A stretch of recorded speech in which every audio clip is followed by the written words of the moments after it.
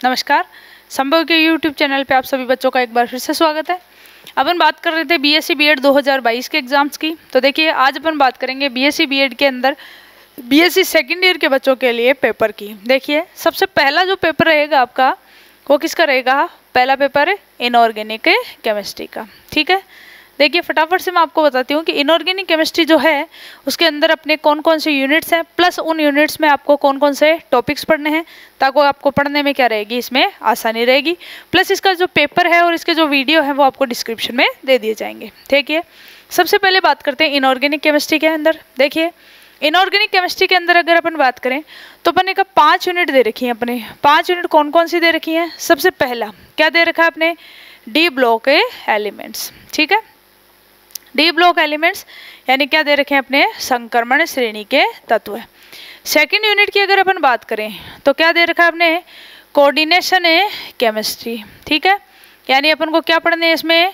उपसय संयोजक यौगिक। तीसरा जो कंपो है वो क्या दे रखा है अपने?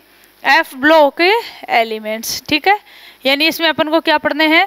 लेंथेनाइड और एक्टिनाइड। फोर्थ जो यूनिट दे रखी है वो क्या दे रखी है? ऑक्सीडेशन और रिडक्शन, यानी ऑक्सीकरण और अपचयन। लास्ट वाली जो यूनिट दे रखी है उसमें 2 टॉपिक हैं अपने पास में। एक तो है एसिड एंड बेस, ठीक है, और एक इसके साथ में दे रखा है नॉन एक्वस सॉल्वेंट। ठीक है, नॉन एक्वस सॉल्वेंट। देखिए क्या क्या है इस यूनिट्स के अंदर, एक एक यूनिट की बातें करते हैं। सबसे पहले देखिए, सबसे पहले जो यूनिट दे रखी है वो अपने कौन सी दे रखी है? D block elements. देखिए डी ब्लॉक एलिमेंट्स की अगर अपन बात करें तो अपन ने कहा डी ब्लॉक के अंदर अपने पास में कितनी श्रेणियां होती हैं? 3। कौन कौन सी श्रेणी होती है अपने पास में? सबसे पहले 3D, फिर 4D और फिर 5D। 3D को क्या बोलते हैं? प्रथम संक्रमण श्रेणी। इसको क्या बोलते हैं? द्वितीय संक्रमण श्रेणी। इसको अपन क्या बोलते हैं? तृतीय संक्रमण श्रेणी। 2 क्वेश्चन आते हैं इस यूनिट में से। एक जो क्वेश्चन आता है वो तो आता है किस में से? 3D में से। दूसरा जो क्वेश्चन आता है वो किस में से आता है? 4D और 5D में से। ठीक है, क्वेश्चन क्या क्या आते हैं देखिए।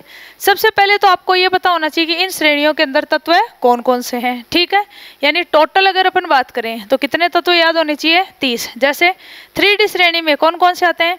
स्केडियम, titanium, vanadium, chromium, manganese, Fe, iron, cobalt, निकल, कॉपर और जिंक। यानी इस तरह से 10-10 जो तत्व हैं वो अपन को क्या होने चाहिए? याद होने चाहिए। ठीक है, फिर इसमें यहाँ पे सबसे पहले क्वेश्चन आता है संक्रमण तत्व है किसको कहते हैं? देखिए संक्रमण तत्व किसको कहते हैं? तो अपन कहते हैं जिसका अंतिम इलेक्ट्रॉन डी कक्षक में जाता है वो तो क्या कहलाते हैं? डी ब्लॉक एलिमेंट कहलाते हैं। और जिन तत्वों का डी कक्षक क्या होता है? अपूर्ण होता है, वो क्या कहलाते हैं? संक्रमण तत्व है। तो क्वेश्चन आता है कि जिंक, कैडमियम और मरकरी ये जो होते हैं इनका इलेक्ट्रॉनिक विन्यास हमेशा क्या होता है? Nd10, यानी ये संक्रमण श्रेणी के तत्व है, नहीं कहलाते हैं। ठीक है, अब देखिए क्वेश्चन किस प्रकार से आते हैं यहाँ पर। सबसे पहला पहला जो क्वेश्चन पूछा जाता है वो पूछा जाता है इन तत्वों का क्या लिखना आना चाहिए अपन को? इलेक्ट्रॉनिक विन्यास लिखना आना चाहिए कि किस तरह से इनका इलेक्ट्रॉनिक विन्यास लिखा जाता है। इसका वीडियो जो है वो आपको डिस्क्रिप्शन में मिल जाएगा, आप इसको देख लें। सेकंड जो क्वेश्चन है यहाँ पर वो क्वेश्चन पूछा जाता है कि ये जो अपने पास में 10 तत्व हैं 3D श्रेणी के अंदर, इन सब की क्या लिखनी पड़ती है अपन को? ऑक्सीकरण अवस्थाएं। ठीक है, ऑक्सीकरण अवस्थाएं जो है वो कहाँ से कहाँ तक हैं? स्केडियम की कितनी होती है? +3, +4, +5, +6, +7, फिर लास्ट में +2 और +3। ठीक है, यानी ये ऑक्सीकरण अवस्थाएं अपन को बनानी है कि किस तरह से इनकी ऑक्सीकरण अवस्थाएं दर्शाई जाती है। थर्ड जो क्वेश्चन है वो किसका पूछा जाता है इनके अंदर?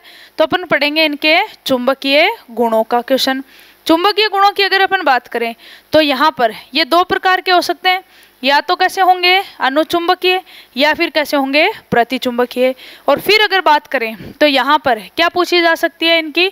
नॉर्मल, या तो नॉर्मल त्रिज्या सहसंयोजक, या फिर क्या पूछी जा सकती है इनकी? आयनिक त्रिज्या। ठीक है, तो देखिए सबसे पहले यहाँ पे 2 क्वेश्चन आते हैं, लेकिन दोनों में से अगर अपन बात करें तो ये जो 4 पॉइंट है इन चारों में से जनरली ज़्यादातर क्वेश्चन यहीं से अटेम्प्ट हो जाता है। क्या क्या आना चाहिए? सबसे पहले याद होने चाहिए तत्व है, तत्वों का इलेक्ट्रॉनिक विन्यास, फिर इनकी ऑक्सीकरण अवस्थाएं, फिर इनके चुंबकीय गुण और फिर इसकी आयनिक और आयनिक और सहसंयोजक त्रिज्या। ठीक है, ये तो हो गया, अपन ने बात करी सबसे पहले। अब जो क्वेश्चन आते हैं वो क्वेश्चन किस प्रकार से पूछे जाते हैं। आजकल देखिए नॉर्मल क्वेश्चन आ रहे हैं, परमाणु क्रमांक दिए हुए होते हैं, जैसे 24 दे दिया, 26 दे दिया, 29 दे दिया, 41 दे दिया, 48 दे दिया, और कहेगा कि इन परमाणु क्रमांक वाले तत्वों का क्या लिखो, इलेक्ट्रॉनिक विन्यास।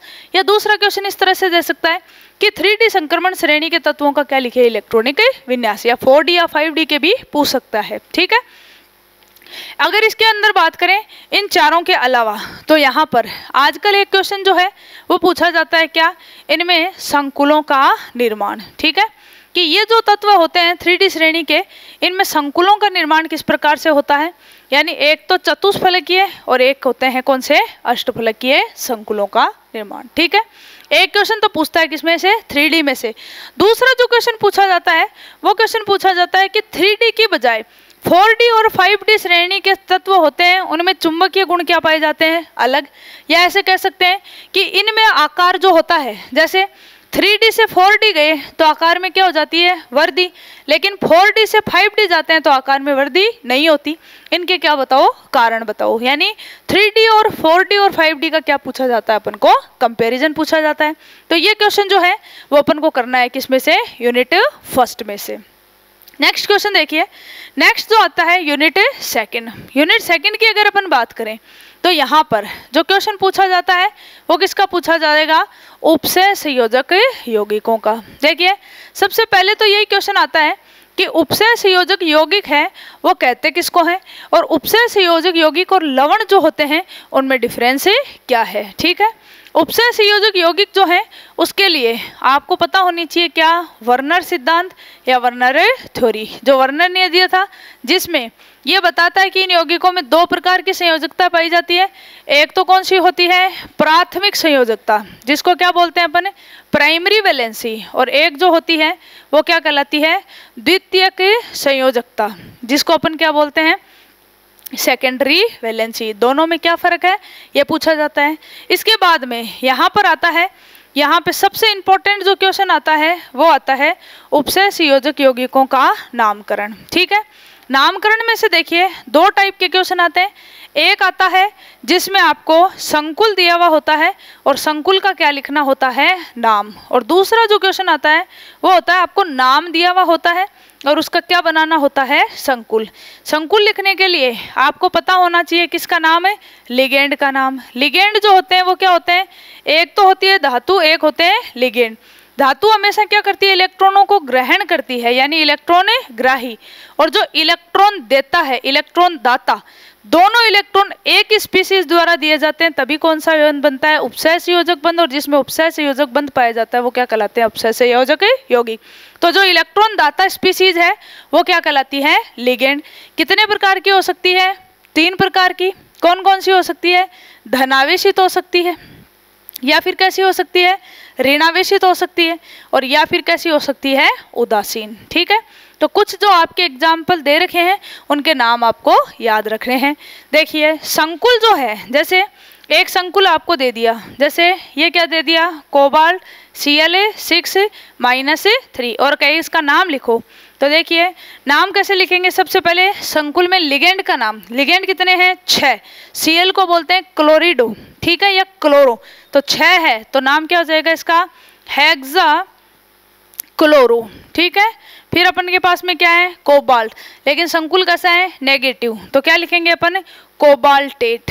ठीक है, कोबाल्टेट। फिर क्या लिखेंगे, इसकी ऑक्सीकरण अवस्था। ठीक है, इस तरह से लिखते हैं। या अपन को दूसरा संकुल दे दे, जैसे CONH3 तो यहाँ पे देखो कैसे लिखेंगे, 6 है, इसको क्या बोलते हैं, अमोनिया को, तो अपन क्या कहेंगे, 6 एमिनो कोबाल्ट 3, इस तरह से। या अपन को ये दे दे और कहीं इसका संकुल बनाओ, तो यहाँ पर 2 क्वेश्चन, एक क्वेश्चन आता है जिसमें नाम से क्या लिखना होता है, संकुल, और एक आता है जिसमें संकुल से क्या लिखना होता है अपन को, नाम। ठीक है, अब देखिए नेक्स्ट क्वेश्चन की अगर अपन बात करें तो यहाँ पर क्वेश्चन पूछा जाता है कि इन यौगिकों में क्या पाई जाती है, समावयवता। अब समावयवता जो है वो नॉर्मल जो अपन 12th क्लास में समावयवता पढ़ते हैं उससे थोड़ी सी क्या पाई जाती है, अलग। उसके क्वेश्चन यहाँ पर पूछे जाते हैं। जैसे नेक्स्ट क्वेश्चन आता है यहाँ पर कि कोऑर्डिनेशन कंपाउंड जो है उनमें क्या निकालनी है अपन को, समावयवता, आइसोमेरिज्म। ये कौन कौन सी समावयवता दर्शाते हैं, दो। एक जो आती है वो तो कौन सी आती है, संरचनात्मक समावयवता, और दूसरी जो समावयवता आती है वो कौन सी पूछी जाती है, त्रिविमीय समावयवता। ठीक है, समान संरचनात्मक समावयवता होती है, ये फिर से कितने टाइप की होती है, 6 टाइप की। देखिए कौन कौन सी होती है। सबसे पहले जिन यौगिक संकुलों में आयन अलग अलग प्राप्त होते हैं वो कौन सी होती है, आयनन समावयवता। जिसमें जल के अणु का आदान प्रदान होता है वो कौन सी होती है, हाइड्रेट समावयवता। जिनमें लिगेंड सेम होता है लेकिन लिगेंड की डोनर साइट अलग अलग होती है वो कौन सी होती है, बंधन समावयवता। जिन संकुलों में लिगेंड का नाम ही अलग अलग लिखा जाता है वो कौन सी होती है, लिगेंड समावयवता।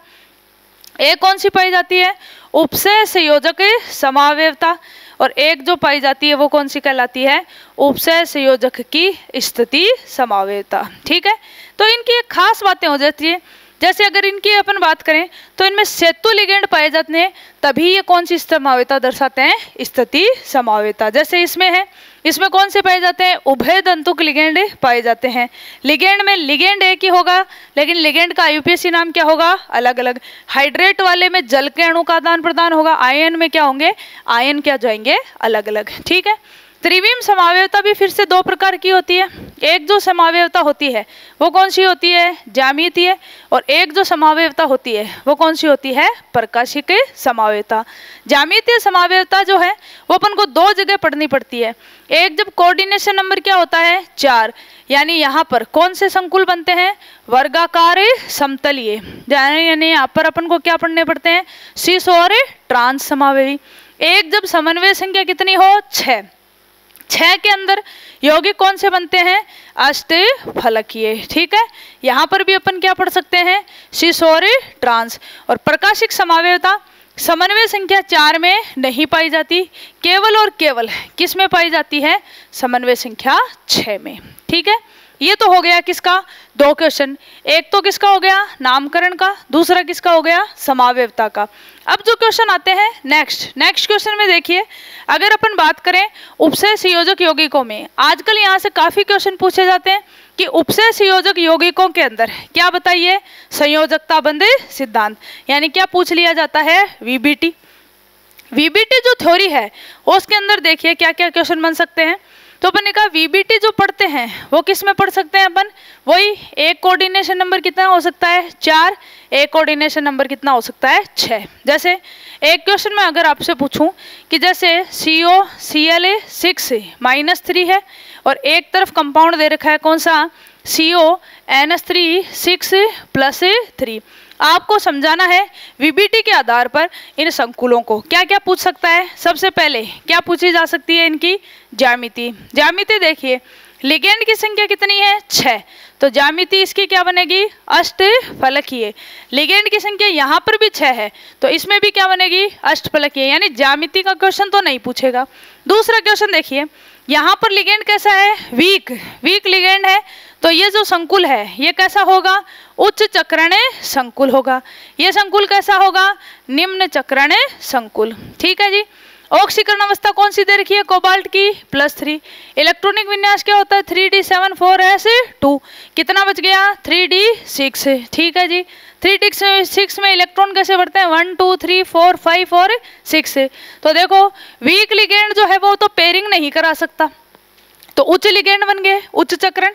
और निम्न लिगेंड, प्रबल लिगेंड जो होते हैं वो पेयरिंग करा देते हैं तो चक्रण क्या हो जाता है, कम। ठीक है, यहाँ पर अयुग्मित इलेक्ट्रॉनों की संख्या तो कितनी हो गई अपने पास में, 4, और प्रबल लिगेंड पेयरिंग करा देता है तो अयुग्मित इलेक्ट्रॉनों की संख्या 0। अयुग्मित इलेक्ट्रॉन पाए जाते हैं तो ये कैसा है, अनुचुंबकीय, इसमें नहीं है तो ये प्रतिचुंबकीय। इलेक्ट्रॉन है तो ये संकुल कैसा होगा, रंगीन, इसमें संकुल कैसा हो जाएगा, रंगहीन। ठीक है, तो इस प्रकार से क्वेश्चन आ सकते हैं कि ये वाला संकुल अनुचुंबकीय है जबकि ये वाला संकुल कैसा है, प्रतिचुंबकीय। कोऑर्डिनेशन कंपाउंडों में वीबीटी के आधार पर समझाइए। ठीक है, इस तरह के क्वेश्चन यहाँ पर पूछे जाते हैं। नेक्स्ट देखिए, आती है अब नेक्स्ट यूनिट थर्ड यूनिट कौन सी है, एफ ब्लॉक एलिमेंट्स। देखिए एफ ब्लॉक एलिमेंट्स के क्वेश्चन भी 3D एलिमेंट्स की तरह ही सेम होंगे, यानी फर्स्ट यूनिट और थर्ड यूनिट के क्वेश्चन जो है वो सेम आएंगे। इसमें अपने पास में दो श्रेणियां हैं, 4f और 5f। 4f जो श्रेणी है उसको अपन क्या कहते हैं, लेंथेनाइड श्रेणी, क्योंकि इसका पहला तत्व कौन सा होता है, लेंथेनम। और इसकी अगर अपन बात करें 5f की तो एक्टिनियम से शुरू होती है, इसलिए इसको अपन एक साथ क्या कहते हैं, एक्टिनाइड श्रेणी। ठीक है जी, ये हो गए। वही है, इसमें कितने तत्व हैं अपने पास में, 14, इसमें भी 14, यानी टोटल मिला के 28 तत्व अपन को याद होने चाहिए, जिनका लिविंग जो है वो मैं आपको नीचे डिस्क्रिप्शन में दे दूंगी, जहाँ पे आप इनको जाके देख सकते हैं। देखिए, सबसे पहला इन तत्वों के लिए क्या लिखना आना चाहिए अपन को, इलेक्ट्रॉनिक विन्यास लिखना आना चाहिए। सबसे ज़्यादा किसका पूछता है, 63, यानी यूरोपियम। क्या इसका पूछता है, डाइस्पर्मियम का। किसका पूछ लेता है, होल्मियम का, या फिर किसका पूछ लेता है, आइंस्टीनियम का पूछ सकता है। या फिर अगर बात करें हैवी तत्वों की तो जैसे यूरेनियम वगैरह हो गया, इनके इलेक्ट्रॉनिक विन्यास से पूछ सकता है। ठीक है, दूसरा जो क्वेश्चन आता है वो देखिए, सेकंड किसका पूछता है, चुंबकीय गुणों का। देखिए, कंपैरिजन कराता है कि डी ब्लॉक जो होते हैं उसके अंदर अपन चुंबकीय गुण म्यू बराबर फॉर्मूला क्या रखते हैं, √n+2। n क्या होती है, अयुग्मित इलेक्ट्रॉनों की संख्या। लेकिन एफ ब्लॉक के अंदर जब इस फॉर्मूले से मान निकालते हैं तो गलत आते हैं। तो यहाँ पर अपन जब निकालते हैं म्यू तो उसका फॉर्मूला क्या हो जाता है, चेंज। और इसके लिए अपन क्या निकालते हैं, s+1। ठीक है, तो आपसे पूछा जाता है कि यहाँ पर ये वाला फॉर्मूला लागू क्यों नहीं होता, तो अपन कारण देंगे कि चुंबकीय गुण हमेशा दो चीजों के कारण होते हैं, एक इलेक्ट्रॉन की चक्रण गति और एक इलेक्ट्रॉन की कक्षीय गति। डी ब्लॉक के अंदर किसके कारण होती है, इलेक्ट्रॉन की चक्रण गति का परिणाम होती है कक्षीय गति कितनी हो जाती है, 0, जबकि यहाँ पर ऐसा नहीं है। ठीक है, नेक्स्ट देखिए, नेक्स्ट क्वेश्चन पूछा जाता है इनका किसकी, त्रिज्या का। ठीक है, या फिर किनका, आकार का। देखो, डी ब्लॉक के आकार में कोई दिक्कत नहीं थी, लेकिन एफ ब्लॉक के अंदर दो क्वेश्चन पूछे जाते हैं। एक क्वेश्चन तो पूछा जाता है लेंथेनाइड से, तो इसे बोला जाता है क्या, लेंथेनाइड संकुचन। ठीक है, और एक्टिनाइड में अगर पूछा जाता है तो इसे क्या बोला जाता है, एक्टिनाइड संकुचन को समझाओ।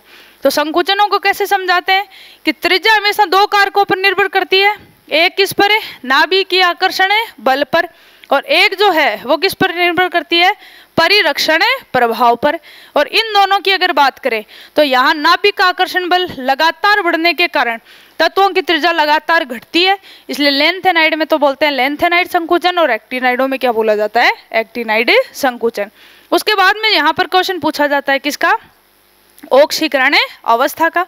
ऑक्सीकरण अवस्था के अंदर देखिए, बात करें अगर लेंथेनाइड श्रेणी की 4f की, कोई दिक्कत ही नहीं है, 3 ही ऑक्सीकरण अवस्थाएं होती हैं, +2, +3 और +4, जिनमें सामान्य ऑक्सीकरण अवस्था कौन सी होती है, +3। लेकिन 5f जो होती हैं उसमें +2 से लेके अधिकतम कितनी पाई जाती है, +7 तक पाई जाती है। तो आपसे क्वेश्चन पूछ लेते हैं कि यहाँ पर ये तो 3 अवस्थाएं दर्शाते हैं, जबकि ये परिवर्तनशील ऑक्सीकरण अवस्था दर्शाते हैं, इसके कारण बताओ। ठीक है, यानी यहाँ पर अगर अपन बात करें तो क्वेश्चन पूछा जा सकता है कि 4f श्रेणी और 5f श्रेणी यानी लेंथेनाइड और एक्टिनाइड जो होते हैं उनमें कुछ तो क्या पाई जाती हैं, समानताएं, और कुछ जो होती हैं वो क्या पाई जाती हैं, विभिन्नताएं। तो दोनों का क्वेश्चन पूछा जा सकता है कि दोनों श्रेणियों में समानताएं क्या हैं और विभिन्नताएं क्या हैं। एक इसके साथ में क्वेश्चन आने लग गए आजकल संकुलों का निर्माण। ठीक है, कि एक्टिनाइड और लेंथेनाइड श्रेणी के तत्व होते हैं वो संकुलों का निर्माण किस प्रकार से करते हैं। तो यहाँ पर सीरियम जो तत्व है वो +4 ऑक्सीकरण दर्शाता है, और ये सिर्फ किसका निर्माण करता है, संकुलों का।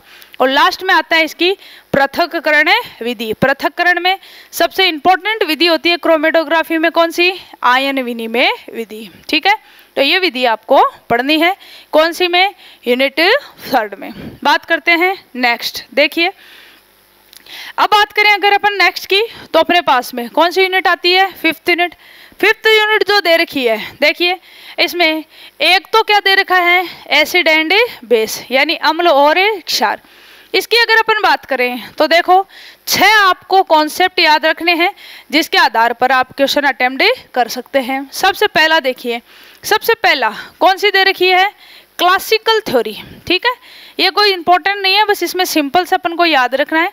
क्या याद रखना है कि जो नीले लिटमस को क्या कर देते हैं, लाल, यानी नीले से क्या हो जाता है, लाल, वो तो क्या कहलाते हैं, अम्ल कहलाते हैं। और उल्टा हो जाए, यानी लाल से क्या कर दे नीला, वो क्या कहलाते हैं क्षार। किसी काम की नहीं है ये क्लासिकल थ्योरी। दूसरा देखिए, सेकंड जो थ्योरी आती है वो कौन सी आती है, आर्रेनियस थ्योरी। ठीक है, आर्रेनियस सिद्धांत। आर्रेनियस सिद्धांत जो है वो क्या कहता है, जो H+ आयन देते हैं वो तो क्या कहलाते हैं अम्ल, और जो OH- आयन देते हैं वो क्या कहलाते हैं क्षार। ठीक है, थर्ड जो थ्योरी आती है वो क्या आती है, ब्रोंस्टेड-लोरी थ्योरी। ठीक है, ये वाला जो क्वेश्चन है ये थोड़ा सा क्या रहता है, इंपॉर्टेंट रहता है। ये क्या कहता है, देखिए जो H+ क्या होते हैं दाता, वो तो क्या कहलाते हैं अम्ल, और जो H+ क्या होते हैं ग्राही, वो क्या कहलाते हैं क्षार। एक लाइन तो ये याद रखनी है। दूसरा हमेशा ध्यान रखना है कि जब भी अम्ल के साथ में रिएक्शन होगी किसकी, क्षार की, तो अम्ल जो है उसका तो क्या बन जाएगा सहयुग्मी क्षार, और क्षार जो है उसका क्या बन जाएगा सहयुग्मी अम्ल। ठीक है, दुर्बल का सहयुग्मी हमेशा परबल, परबल का सहयुग्मी हमेशा दुर्बल, अम्ल का सहयुग्मी हमेशा क्षार, क्षार का सहयुग्मी हमेशा अम्ल। ठीक है, इस तरह से याद रखना है। नेक्स्ट देखिए, ब्रोंस्टेड-लोरी की अगर बात करें तो यहाँ पर क्वेश्चन आएगा कौन सा, कि देखिए क्या कहेंगे, नेक्स्ट आता है लक्स-फ्लड सिद्धांत। देखिए लक्स-फ्लड सिद्धांत क्या कहलाता है, तो अपन ने कहा लक्स-फ्लड सिद्धांत जो है वो किसके आधार पर दिया गया है, अलग ही है इसके अंदर, कि जैसे सारों में H+ को क्या कहा जा रहा है अम्ल, इसमें क्या कहते हैं ऑक्साइड आयन जो होते हैं वो ग्राही तो क्या कहलाते हैं अम्ल, और ऑक्साइड जो दाता होते हैं वो क्या कहलाते हैं क्षार। नेक्स्ट सिद्धांत आता है कौन सा, विलायक तंत्र सिद्धांत। ठीक है, विलायक तंत्र सिद्धांत जो है ये क्या कहलाता है, कि पहले तो आपको पता होने चाहिए विलायक, जैसे जल, इसमें धनायन और ऋणायन क्या है H+ और OH-। जैसे दे दे अमोनिया, अमोनिया में कौन होते हैं NH4+ और NH2-। एक दे रखा है सल्फर डाइऑक्साइड, इसमें कौन होते हैं SO+2 और SO3-2। तो क्या कहते हैं कि जब किसी आयन को किसी भी विलायक में डाला जाए और वो धनायनों की सांद्रता बढ़ाते हैं तब तो वो क्या कहलाते हैं अम्ल, और अगर वो उसी ऋणायन की सांद्रता बढ़ा देते हैं जो पहले से विलायक में है तो वो क्या कहलाते हैं क्षार। ठीक है, तो आपको पहले से पता होना चाहिए विलायकों में धनायन और ऋणायन कौन से हैं। ठीक है, लास्ट जो सिद्धांत आता है वो सबसे अच्छा सिद्धांत है, जो क्या है लुईस सिद्धांत। लुईस सिद्धांत जो है वो क्या कहता है, इलेक्ट्रॉन जो ग्राही हैं वो सारे के सारे क्या कहलाते हैं लुईस एसिड, और जो इलेक्ट्रॉन दाता है वो सारे के सारे क्या कहलाते हैं लुईस बेस। ठीक है, तो इलेक्ट्रॉन के आधार पर दिया किसने, लुईस ने। नेक्स्ट देखिए, ये तो है कौन सा अम्ल और क्षार सिद्धांत, जिसमें आपको ये 6 सिद्धांत याद रखने हैं। उसके बाद में इसका सेकंड पार्ट जो आता है वो आता है कौन सा, अजलीय विलायक। देखिए सबसे पहले आता है विलायक क्या होते हैं, तो जिस चीज में अपन किसी विलेय पदार्थ को घोलते हैं वो क्या कहलाता है विलायक। विलायक जो हैं वो अपने पास में जनरली 2 प्रकार के होते हैं, एक तो कौन से होते हैं ध्रुवीय, और एक जो होते हैं वो कौन से होते हैं अध्रुवीय। अध्रुवीय बोले तो जैसे CCl4 हो गया, इस तरह से बेंजीन हो गई C6H6, यानी जिनके अंदर डाइपोल मोमेंट का मान क्या होता है 0। ध्रुवीय जिनमें म्यू का मान ≠0। ध्रुवीय यौगिक भी 2 प्रकार के होते हैं विलायक, एक जो प्रोटॉन देने की क्षमता रखते हैं वो प्रोटिक, एक जिनमें प्रोटॉन नहीं होते वो क्या कहलाते हैं अप्रोटिक कहलाते हैं। ठीक है, अप्रोटिक में कौन आता है, जैसे SO2, इसमें प्रोटॉन नहीं है। प्रोटिक फिर से 2 प्रकार के होते हैं, एक कौन होते हैं जलीय और एक कौन होते हैं अजलीय। जलीय में जैसे उदाहरण हो गया H2O, अजलीय में जैसे उदाहरण हो गया कौन सा NH3। ठीक है, यानी अपन को यहाँ पर विलायक पढ़ने हैं कौन कौन से 3, एक तो जल, एक क्या पढ़ना है अमोनिया, एक क्या पढ़नी है सल्फर डाइऑक्साइड। ठीक है, इन तीनों में पढ़ना है कि जल जो होता है वो ज्यादा अच्छा विलायक होता है इन दोनों की बजाय, उसका कारण क्या है, प्लस इन तीनों विलायकों में होने वाली अभिक्रियाएं कौन कौन सी हैं, जैसे विलायक अपघटनी विधि हो गई, ऑक्सीकरण हो गई, अपचयन हो गई, जल अपघटन हो गई, तो ये किस प्रकार से होती है ये सब अपन को पढ़ना है। तो ये थी 5 यूनिट, और 5 यूनिट के अंदर से आपको पढ़ना क्या क्या है, प्लस इसका इंपॉर्टेंट जो क्वेश्चन पेपर है वो आपको डिस्क्रिप्शन में दे दिया जाएगा और टेलीग्राम पे भी डाल दिया जाएगा। मिलते हैं आपसे नेक्स्ट क्लास में, तब तक के लिए धन्यवाद।